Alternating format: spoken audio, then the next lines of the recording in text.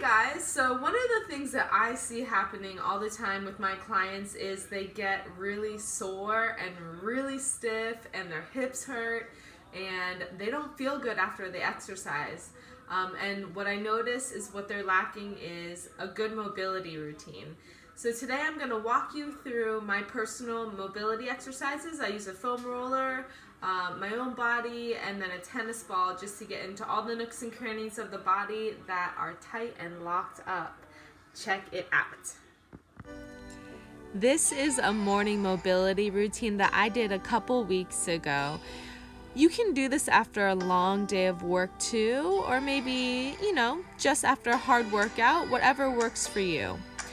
This is my personal mobility routine and it changes day to day based on what I need. I just make sure that I get a good stretch in every day or almost every day.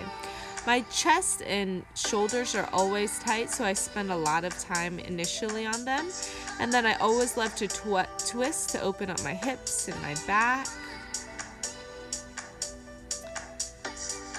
So stepping back to open up my hip flexors, which are really tight after a long day of sitting.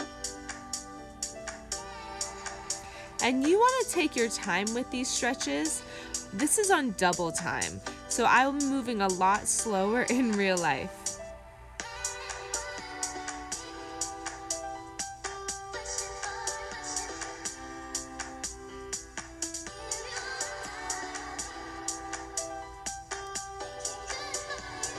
Moving on to the foam roller.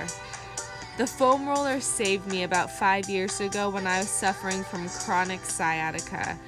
Right now I'm starting to open up my shoulders and just rolling around side to side. There's really no right or wrong way to do this. What it's doing is it's unlocking the fascial lines in my body and all the tight muscles around my shoulder blades. And now I'm doing my lower back, twisting side to side, just dropping my knees. If you had any lower back issues, you may want to skip this. Remember, this is my personal stretching and mobility routine.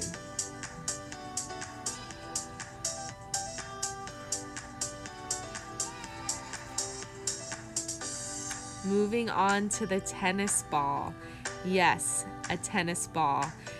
Probably the most painful thing in the whole world. I mean, maybe not the whole world, but oh my goodness. It's pretty painful. I've been doing this for a few years now, so it's not as bad as it used to be. But I take my time rolling around on my abductors and then the sides of my hips and right around my coccyx, so like your tailbone. So just taking your time, going in all the tender spots and maybe even just holding in certain places if it's really tight. I'm opening up my shoulder blades. This is great for posture. This is one of the things that I have my clients do all the time if they have shoulder pain, which is almost everybody. And forward head carriage, where your head juts in front of your body.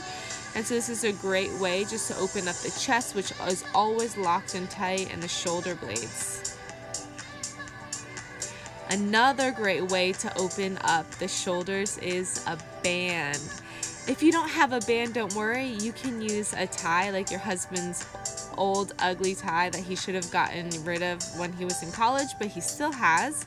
Or you can use a strap or even like a broomstick. So I'm just taking my time moving around in a way that feels good for me. Try to keep your arms fairly straight when you're doing this. I have a little bit of shoulder issues, so it's hard to keep my arms really straight, but take your time here, and then you can see I'm opening up my chest and shoulders, taking the band behind me. You just want to play with things and do what feels good for you.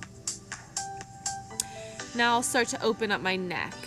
The neck is always locked down for me. I have TMJ, so I take a little bit of time every day to rotate my neck around side to side and loosen things up. I hope you guys enjoy this stretching and mobility routine, and if you have any questions, let me know.